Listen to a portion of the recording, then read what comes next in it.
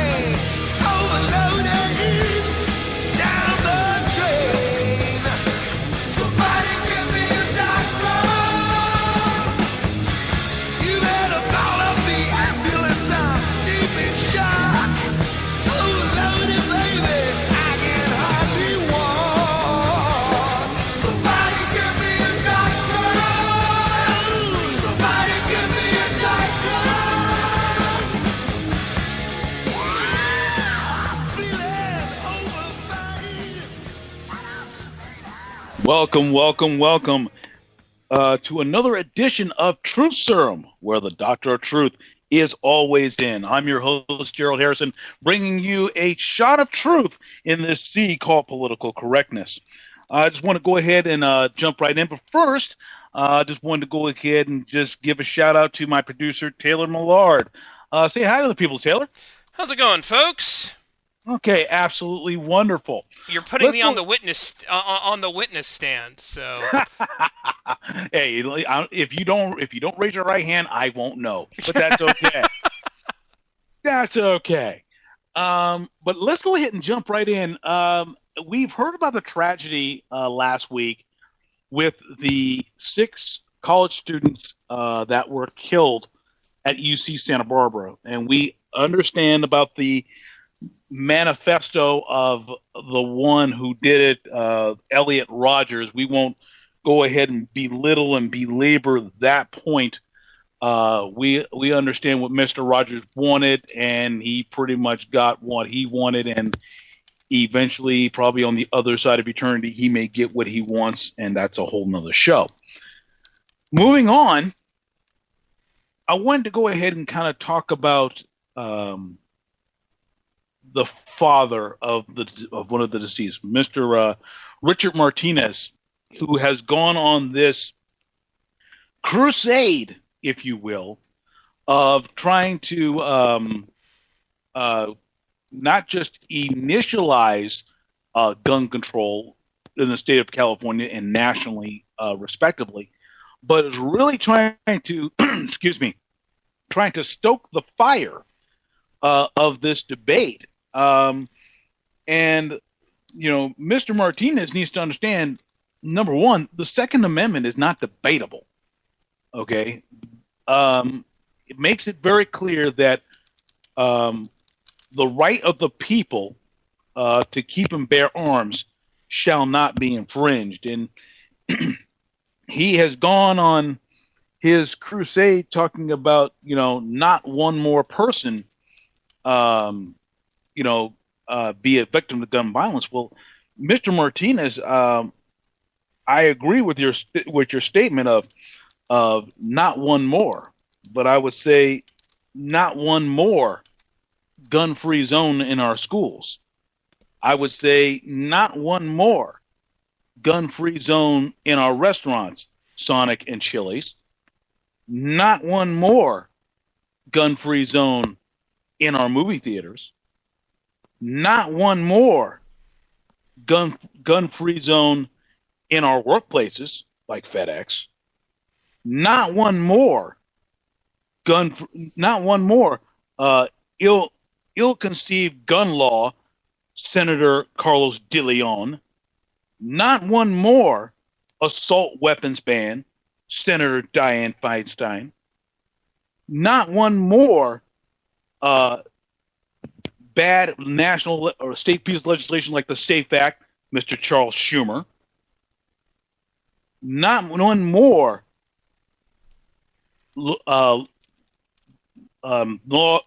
that prohibit gun sales in their cities, Mr. Rahm Emanuel.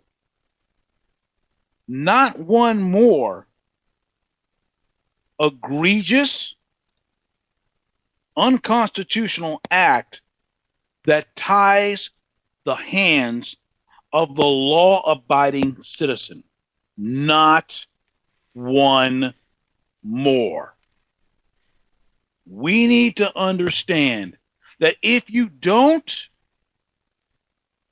believe in the ability to defend yourself with the use of a firearm, that is your right, that is your choice, and you shall be respected for that.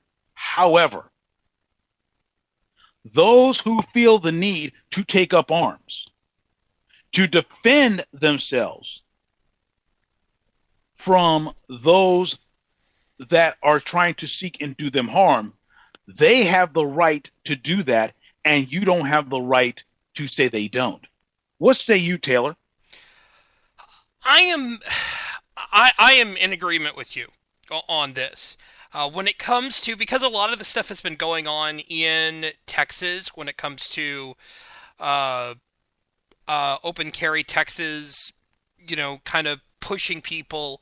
I think that one of the things that open carry Texas, open carry Tarrant County, open carry San Antonio need to consider is whether their strategy is a good idea. And whether or not the strategy that they are using is a good idea, which is, hey, we're going to walk into Chili's with our long guns, and technically, and actually, they are breaking the law by doing that. Texas Bureau of Alcohol Control, or Texas Alcohol Bureau of Control, I always get them flipped. Their regulations say that people cannot walk into a restaurant that serves alcohol carrying long guns. That's against their regulations. That is very interesting. I'm really surprised the left hasn't really capitalized on that one. Well, and look, I am totally in favor of open carry. I'm in favor of open carry. I think it's great. I am honest, from a pure libertarian standpoint. The Second Amendment is the Second Amendment, and if that means that I want to own an M16 or a Thompson machine gun or an Uzi, I ought to be able to do that. Now, will I end up doing that? Probably not. Well, okay, the Tommy gun, maybe, because I've always thought Tommy guns were great. But in reality, though, I think that when people get scared of something, they tend to overreact. Yeah. And they tend to not know, and both sides do this, and they tend to not know how to deal with something except for, let's just pass a new law. When it comes to Chili's and Sonic, because they are a private business, they have every right to do that. Yes, they do. At the same time, I have every right, you have every right, everyone who's listening has every right to not eat at Chili's. That's correct. And speaking of which, I thought it was kind of ironic that the day Sonic as a corporation decide to ban the possession of firearms inside their restaurant, one of their restaurants in Kansas got robbed that day. Yeah, although I will say this, that I don't. Nobody knows if they were actually carrying a gun or not. But all it does is it raises the specter of saying, by you exercising your right, and you have the right to do that, by exercising your right to go out here and force your patrons to be unarmed, This is the type of potential exposure you have put them in. And that's the thing that concerns even me. Even out here in California, where even though you're seeing the number of concealed carry permits just skyrocket, you're still dealing with that type of issue that doesn't really get a lot of coverage or notoriety in the media. That when you go out here and you're doing whatever business you're doing, whether you're going to a restaurant or a mall or whatever the case may be, you should have every confidence to be able to defend yourself with whatever tools that's available that the law allows. Now, so obviously you're not going to bring in a grenade launcher or anything silly like that. But if you feel the need to go out here and have a firearm for the express purpose of defending oneself should the need ever arise, you should not be hampered by political correctness, law enforcement, or any other type of agent or government of the state to say that we want you to go out here and be able to defend yourself when we dictate that it's necessary. That is a problem in our society. And that goes back into the very thing that Thomas Jefferson said. And he said that the price of freedom is eternal vigilance. Yes, and we can't take a break from this. We don't have a summer vacation from this. We must go out here and we must be eternally vigilant because the specter of tyranny is always at the door. You know something? I actually want to give Coalition to Stop Gun Violence a little bit of a thank you for being honest. Okay. And then I'll just start hammering them again. Coalition to Stop Gun Violence on their Twitter profile says, Gun Violence Prevention Org, founded in 1974, seeking laws to stop dangerous people from arming legally. Okay, Coalition to Stop Gun Violence, thank you for being honest that you don't want anybody to own a gun. I appreciate it. Mm-hmm. Now, I am going to hammer you. All today, the last couple of days, they have been retweeting and commenting about and actually had retweeted somebody who said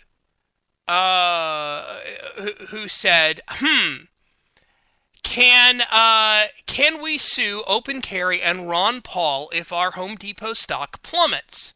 Now, the reason why that was asked was Home Depot allowed Open Carry Texas and Open Carry Tarrant County to have a demonstration, a rally yesterday in their parking lot. And I wish I could have gone, but I was too busy, or else I would have gone. Okay. And I have to be honest. There are times I don't agree with the tactics of Open Carry Tarrant County, and Open Carry Texas. But I'm very thankful that they did what they did. That they had their rally, and I am very happy that Home Depot allowed it to happen. I will shop more at Home Depot now than I would if I wasn't. They're not, and it's not because they're closer to me than a Lowe's, but I like Home Depot. I am very happy that Home Depot allowed Open Carry Tarrant County to have their rally, and I hope that they keep having rallies there. And the Organization Against Gun Violence, or whatever the frack you're called, we're gonna fight you, and we will keep fighting you against banning guns. We will keep doing that. I'm glad you're honest. I'm glad you're not this, like the Bloomberg whatever. But we're going to fight you against it. So good luck, and bring it. And go Home Depot, and go open carry Texas. Yeah, and speaking of which, it wasn't that long ago that California used to be open carry.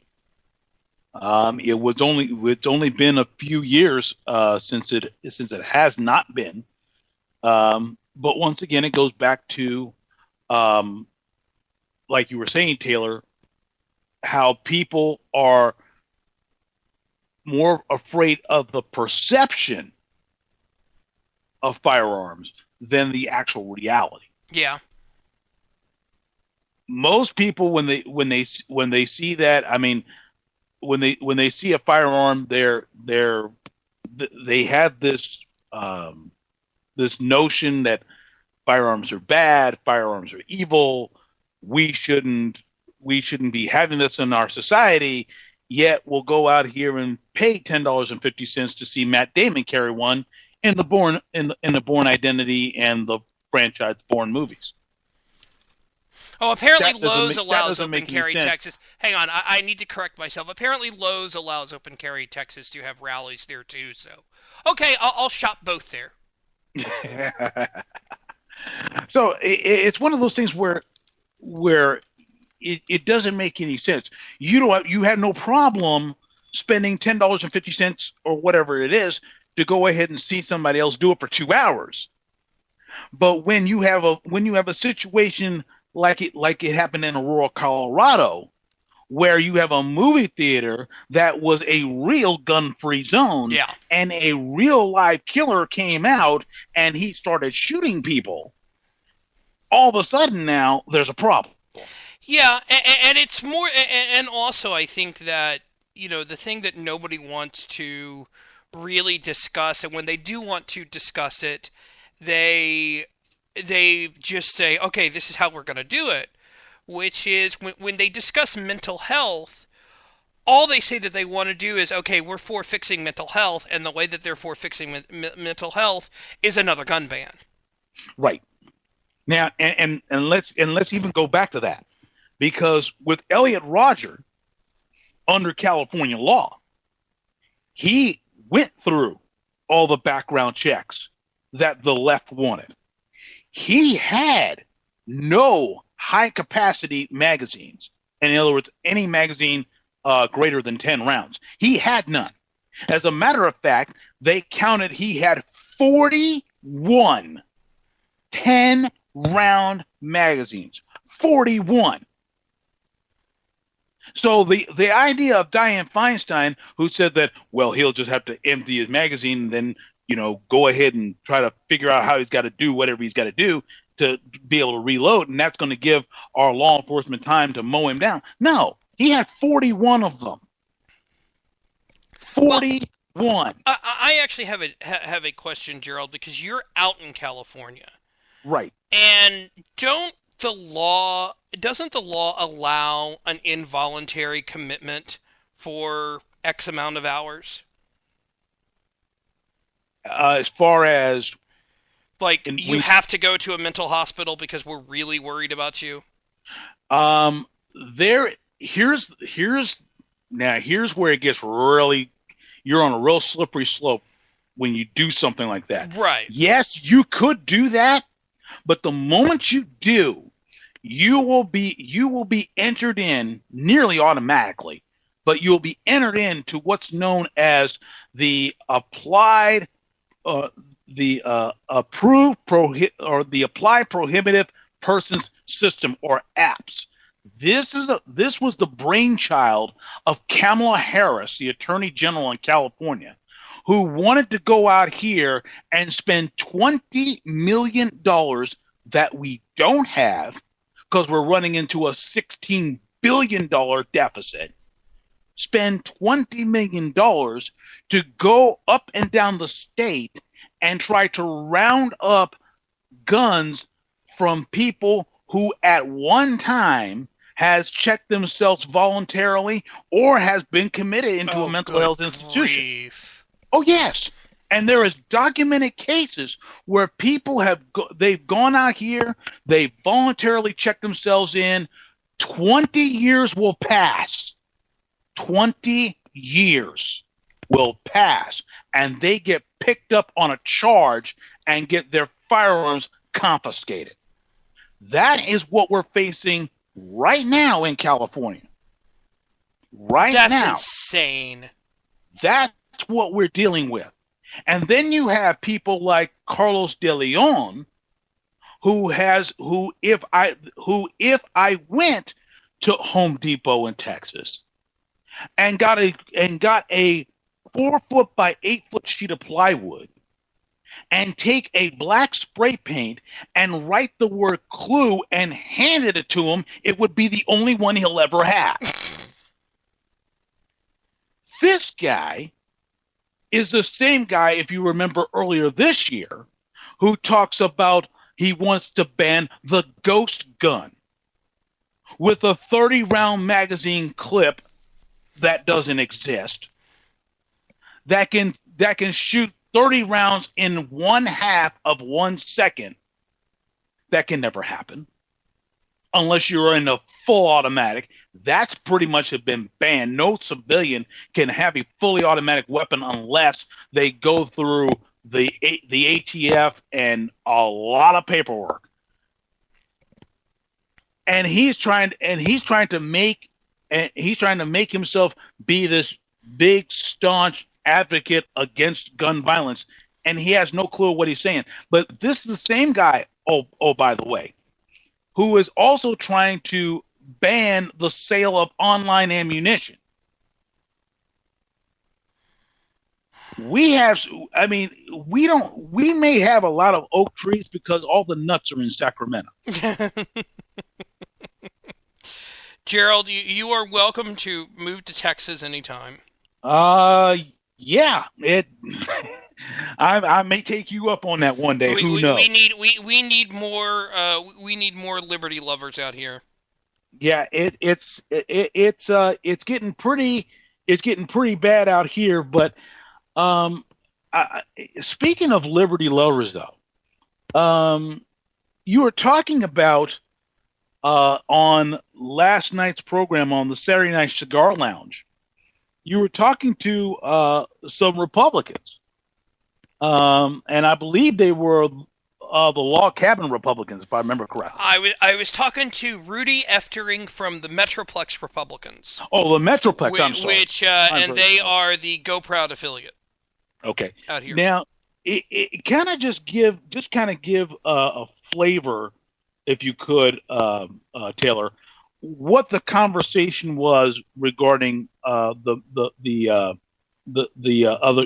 other group, Republicans. Sure. Here's what happened. The Metroplex Republicans had applied for and gotten a booth at the state convention, which starts tomorrow in Fort Worth. They had applied for and gotten one of those. And then what happened was when somebody in the party realized who they were, that they were they were affiliated with Go Proud. Go Proud is a gay conservative group. When they discovered that, they first they just said you can't show up, and then when they realized that they've already paid for it, they gave them their money back. They also said to the log cabin Republicans, who wanted to have a booth at the convention as well, they said, well, you guys can't be there either, and you guys can't be there because y'all are a gay group. And so what I was talking to Rudy from the Metroplex Republicans on is that, okay, if the Republican Party on a national level have been discussing the fact that they want to expand the base, let more people in, be more of a big tent than a small tent, then this decision by the leadership to not allow the Log Cabin Republicans and the Metroplex Republicans in is a stupid decision. Okay, now, do you have now? And I understand, like I said, I understand how the Log Cabin Republicans and Metroplex Republicans may feel, because they feel disenfranchised, and rightfully so. Mm-hmm. I mean, if they're for less government, they are for a strong national defense. They want to reduce taxes. They want people to do their, be able to go ahead and just get government out of their lives. And I agree with all those things. But, this is what they say. Reading from the Metroplex Republicans website. Metroplex Republicans Dallas believe in individual liberty, personal responsibility, strong defense, free markets, limited government, fiscal restraint, and low taxes. Through education and action, we demonstrate that Republicans of all diversities can, with principle and integrity, contribute substantially to building a majority Republican Party and a great nation. I mean, it sounds wonderful as a mission statement. Mm-hmm. It sounds great. I don't know of any conservative that would have any problem with that. The only thing, the only thing about it is that they want to be able to go, and when I say they, I'm speaking of those that are in authority in the Republican Party, the decision makers, movers and shakers, if you will. They have a problem with their lifestyle, to which I would say, yes, I understand you have an issue with that. But is there a happy medium that can be established without thinking that their lifestyle is just going to completely mow down the party and take everything over? Do you think, can you come up with something like that? Or do you happen to know of a happy medium to just try to be able to try to write that, if you could? I mean, even though, and for the record, yeah, I for one do not agree with their lifestyle. Okay. That being said, there's a lot of other avenues that I can work with them and they can work with me. But is there a way that we can come to some type of a happy medium? There's a really big pendulum and Rudy actually mentioned this. There's been a really big pendulum swing, because in the early 2000s you had all the gay marriage bans be put in place. Then in the later part of the 2000s, really after Prop 8, you had all these bans say that they're all overturned. And obviously the reason why that they're all being overturned is because there are people who want the Supreme Court to rule on this. And that's the only reason why that's happening, is they want the Supreme Court to rule on this. Now, the happy medium, and this is something that will probably take a while to convince both sides of this, is honestly, you get the government out of marriage completely. You go back to what it was when the nation was first formed, up until, I'm not sure when they started issuing marriage licenses. I don't know. But this is what you do. You make it a decision between, we'll use an example from the Bible. It is what was it? In Paul's letters, he basically discusses how it is a marriage between a man and woman with God at the top. Okay. So, all right. So if it's marriage between a man and woman with God on top, okay. If you make it that, and that happens, in a church or a minister, oversees it, whatever. If you have two people who just want to get married and they don't want to, they want to have, the small ceremony or whatever, or they don't want to have a ceremony, then all they have to do is they can just sign a legal contract. Which, if somebody signs a business agreement, it's, they give it to a lawyer, and a lawyer signs off on it, or somebody else signs off on it, and they said, okay, we're married now, this is our marriage contract. And if it ends up being breaking, well, then they can go to arbitration over it.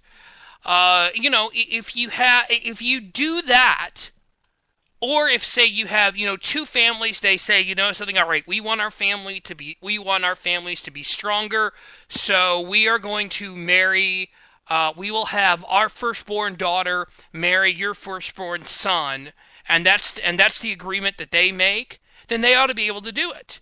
And the government, the local, county, state, federal, since apparently this president likes to appeal to international law, get it out. Get it completely out. And have it not be involved at all. Now, here's the problem with it, and this is why everybody says that they don't think that it can be done, is the tax benefit for married couples. From a federal standpoint. And what you're going to have to do is you're going to have to get rid of that. And nobody wants to do that. Well, yeah, I can understand that. But there's also the reason why, because you bring it up as the state looks at it as a contract. And when people move, they have to be able to, that contract has to be portable. So if one state says, yeah, we go out here and we approve of same-sex marriage, but another state doesn't, does it nullify it? Well, and that's an issue, and that is an issue that's actually going on. Because yes, it would. So that's why this is why marriage should never be a federal issue. However, it's made that way because of the fact that you're crossing state lines. Now, as far as Proposition 8 is concerned, the governor, Jerry Brown, in my opinion, has already committed state treason for the simple fact of Proposition 8 is part of the California Constitution, which means no one is able to monkey with it. This was something that was done by the voters before it went to the United States Supreme Court. And the only reason why it got thrown out was because of standing, because you cannot appeal to a federal judge or a federal court for a state issue matter.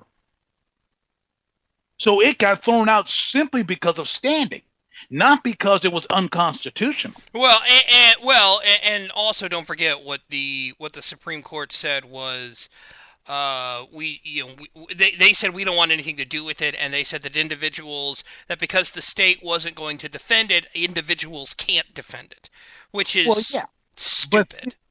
It is stupid, but it still comes down to the fact that it's a state law that's written in the state constitution. It's not going to have any bearing on a federal court. So it's going to lose standing no matter which way you turn it.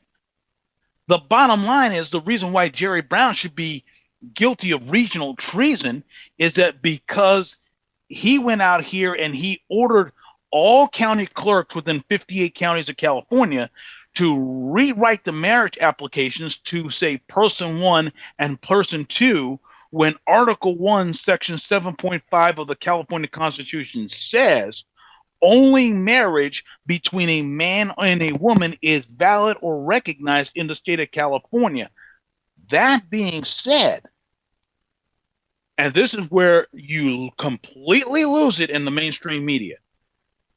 That being said, there is a provision within the California Family Code that deals specifically with same-sex couples in the way of domestic partnership. When a same-sex couple registers as a domestic partner with the state, no different than a heterosexual couple registered with the state as a marriage, no different.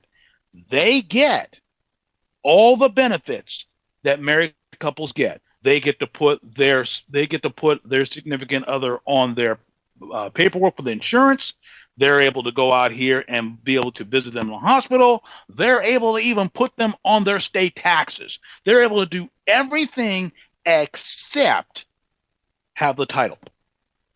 That is the only thing that is separating a, quote, straight couple from a non-straight couple, is a title. That's it. And you can find all of this under California Family Code Section 295 and 295.7. 295 deals with who is eligible. 295.7 deals with what they're eligible for. And by the way, it specifically states in Section 295 that there are two groups of people that are eligible for same-sex marriage domestic partnership. And that is, number one, you have to be a same-sex couple. And number two, you have to be an opposite-sex couple of which one of you must be at least 65 years of age or older. This has already been written and taken care of in the state constitution. There was absolutely no reason to go to the United States Supreme Court. Absolutely none. It's already been written. It's already been settled. Anyone under the sound of my voice can Google all those statutes that I said, and you will find the text. Well, and honestly, if they really, really wanted to, all the people could have done is they could have just put it back on the ballot again. Well, there's no reason to put it back on the ballot, because here's the reason why it was even on the ballot, because the state Supreme Court overturned it. Now you have to understand, they overturned the will of the people. This was put on the ballot in a general election. It passed the general election, so the people of the state wanted it. It got appealed and overturned by the Ninth Circuit. No surprise there. Got appealed to the California State Supreme Court. Got overturned there, and then the people said, we're going to put this on the ballot as a constitutional amendment, and then it got passed. So now it's part of our own state constitution, where the California State Supreme Court can't monkey with it. The Ninth Circuit Court of Appeals can't monkey with it. This is the reason why it even came to the U.S. Supreme Court. That's the only reason why. If people would go out here and actually read the law, there is absolutely nothing that can say or nothing that can stand in the way of a same-sex couple wanting to share their benefits with each other. Nothing. And no one knows about it, because the left, who has a lock on the media, will not tell you. And it goes right back full circle into what I was talking about with gun control and Richard Martinez, the boy's father, who's going on this tirade. If people understood the law and actually just read it for themselves, you would not have to go off into this holy cow We're going into the Wild West. It's the end of the world as we know it type of mindset. It makes no sense. But to that point, we're dealing with, again, those people who go off and read a headline, go off into a crusade, and the truth gets lost in the shuffle. And that's why we have you, right? I'm sorry? And that's why we have you to provide the serum of truth. Exactly. That's precisely it. And that is why I am here giving America a shot of truth in a sea of political correctness. Taylor, it's been wonderful. Do you have anything else for the audience? I know that one of the things that people like to discuss is, well, what about the adoption laws? How does that get figured out? And in that situation, I'm going to be 100% honest. I have to do more research on adoption laws to figure out how that would be taken care of and how those would be reformed. I think there's a way to do it. I have to do more research, and I have to figure that out. And once that gets figured out, I'll figure it out. But it will take a while because the adoption code just makes me want to slam my head into a wall until I get knocked unconscious. Do you have any comments on the release of Bo Bergdahl? Yes. We need to find him an open cell in Fort Leavenworth, Kansas. He has deserted his unit, and not only deserted his unit, has basically committed treason, and needs to go through the appropriate channels. Now, I know that a lot of people who are prior service or even current service may just say, well, that may take a little long. Let's just go ahead and just skip the judge and jury part already. He's still an American citizen, whether we like it or not. He is still entitled to his due process, whether we like it or not. However, the 5 terrorists that were released from Guantanamo Bay, which President Obama said he was going to close down 4 years ago, why haven't we dealt with them yet? Why, in other words, why are they still living? We need to get them to their 72 virgins like in a hurry. Well, and here's the other thing to bring up. Because they're enemy, and the reason why I'm saying that is because they're not American citizens, B, they're enemy combatant, and C, they're wasting the taxpayers' money. Well, and here's another question that needs to be asked. All right, from yesterday's Washington Post, reading a little bit down in the middle of it. Lawmakers were not notified of the Guantanamo detainees' transfer until after it occurred. The law requires the Defense Secretary to notify relevant congressional committees at least 30 days before making any transfers of prisoners, to explain the reason and to provide assurances that those released would not be in a position to re-engage in activities that could threaten the U.S. or its interests. Before the current law was enacted at the end of last year, the conditions were even more stringent. However, the administration and some Democrats have pressed for them to be loosened, in part to give them more flexibility to negotiate for Bergdahl's release. A senior administration officials agreeing to speak on the condition of anonymity to explain the timing of the congressional notification acknowledged that the law was not followed. Let me repeat that. A senior administration official agreeing to speak on the condition of anonymity to explain the timing of the congressional notification acknowledged that the law was not followed. When he signed the law last year, Obama issued a signing statement contending that the notification requirement was an unconstitutional infringement on his powers and commander-in-chief, and that he therefore could override it.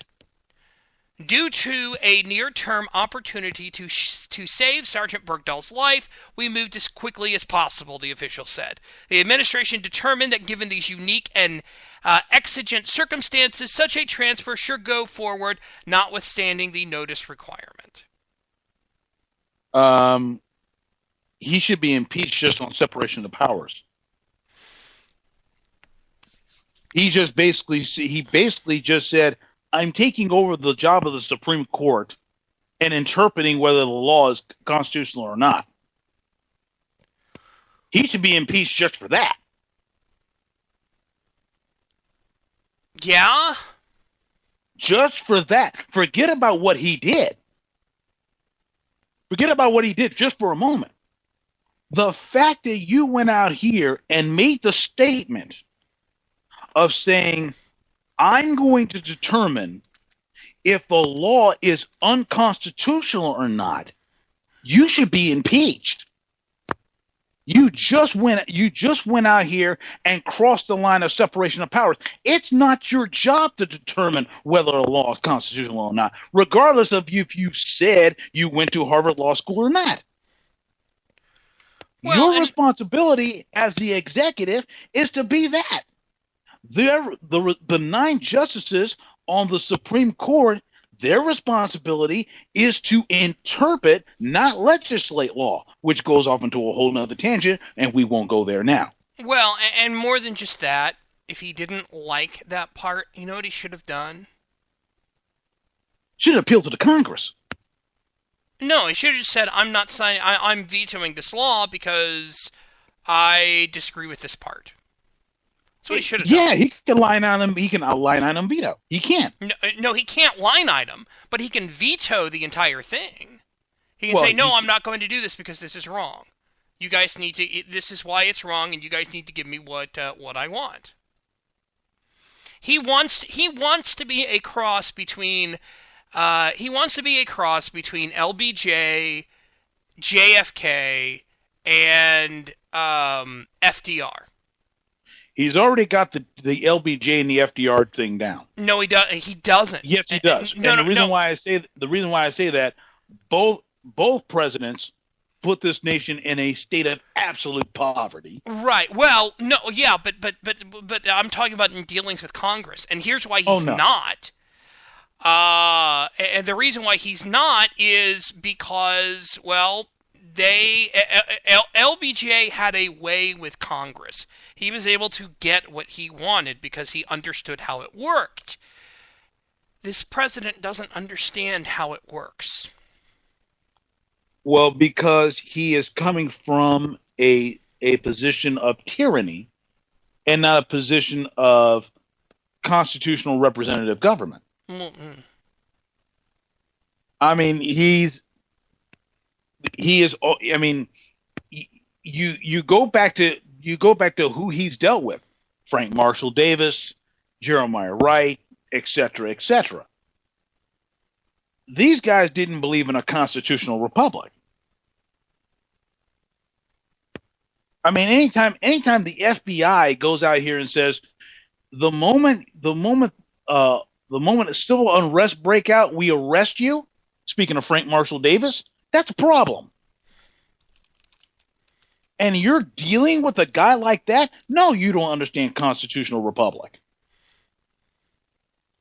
You don't understand that. Of course not. So, yeah, like I said, Barack Obama is a perfect example of why our government does work the way it does. There is you go over his, and I use this in very big quotes and the term very loosely, accomplishments, and you see time and time and time again the genius of the founders. The absolute it was almost if they had a crystal ball, they saw 235 years into the future, and they said, nope, we're gonna avoid this right now. And that's what they did. Now, the Congress being complicit in some of their dealings, they need to go up on charges of either impeachment or be recalled. And my two people in Congress, my two senators, they should be first on the list. Because Feinstein and Boxer have absolutely no business being there. Matter of fact, I would probably say 95% of the people in Congress right now have no business being there. Because our founders did not expect a member of Congress to be a career move. They wanted you to serve your country 1, 2, probably at the most 3 terms, and you're done. You go back into private life, doing whatever it was you were doing before you said chicken in every pot and the car in every garage. That's what our founders wanted. National politicians or national politics was never supposed to be a career. It was supposed to be, for lack of a better term, a tour of duty. You go in, you do your job, you get out. No, have you ever heard somebody who ever came back from Iraq or Afghanistan say, "Oh, gee, I don't really go back there again"? Yeah. No. Your country asks that you serve. Okay. You serve, you do your tour, you do maybe 2. If you're really good, maybe 3. And then you're out. You're done. You go back to private life, you kiss your spouse, you go make children, you do whatever it was you were doing before you got the call, and life goes on. The reason why we have pigs in our government is because they kept feeding at the federal trough.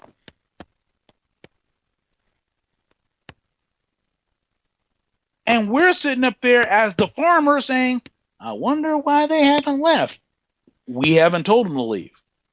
So partly it's our fault. We should, as a nation, take a cue from some of the people in Colorado, where when they had enough of the gun-grabbing communist left that kept ruining their lives, they said, we're going to have a special election and we're going to recall you. And when it actually worked, and they were surprised that it worked, you notice how things kind of straightened up in Colorado real quick? Yeah. Yeah. By the way, a special congratulations to April D. Gregory of Misfit Politics on her marriage today. Yes, congratulations. So it's one of those things that I look at and say, the reason why we have the disconnects on the politics on the national level can be pretty much traced back to where they are even on the regional or local level. In other words, the reason why we have career politicians for 20, 25, 30 years on the national level is because you can see it right where on your street. I mean, here's an example. Mike Honda, who is my council representative, he's been doing this for 25 years. Why? Not because I endorsed him. Quite honestly, it's like whoever's on the ballot against him, I'll vote for that guy, whether he's good or not. Just to get Honda out of office, who, by the way, is a registered socialist. There is definitely something to be said about term limits. Yes. And honestly, the best term limit out there, and nobody wants to do it, but the best term limit out there is the voters. Yes, it is the voters. It is the voters. But we have become so complacent in what we do, or we have become so busy in what we've been doing, that we have basically left the barn door open, if you will. Yep. I mean, just to go ahead and just kind of, belittle this, beat the horse one more time. Jackie Spear, one of the most staunchest advocates of gun control in the San Francisco Bay Area. And the reason why I pick on Jackie Spear is because this is the same woman,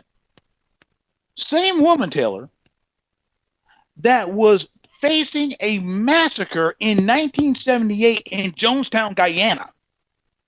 She was an aide to Congressman Leo Ryan. She has automatic bullets lodged in her body to this very day. They can't get them out. She was shot 5 times. She's got 2 rounds inside of her body, and she is one of the biggest gun control advocates in the Bay Area. Truly, liberalism is a mental disorder. Well, her solution is that she thinks that the best way to solve it is to ban guns. But of course, the issue is that this happened in Guyana.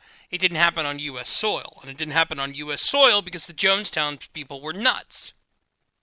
Well, remember, the People's Temple was in San Francisco. Yeah. Okay. So you have to remember where that whole thing started. We won't go down that bunny trail.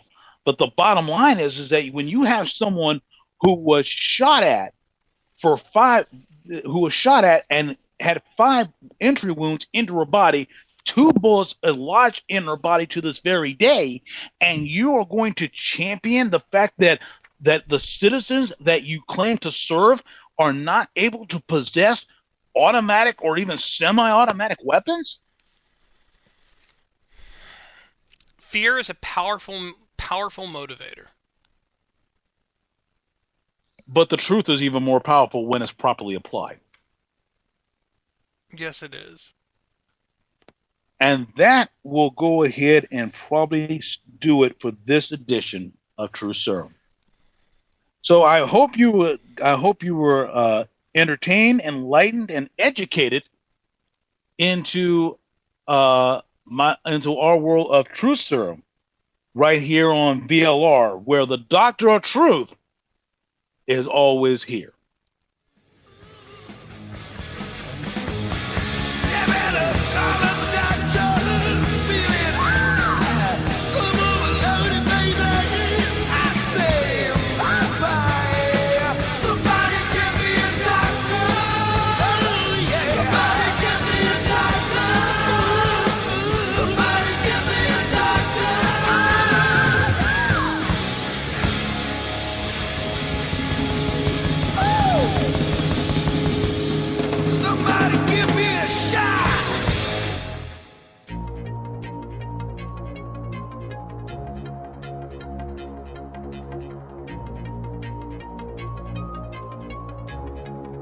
This show is copyright by VLR Media.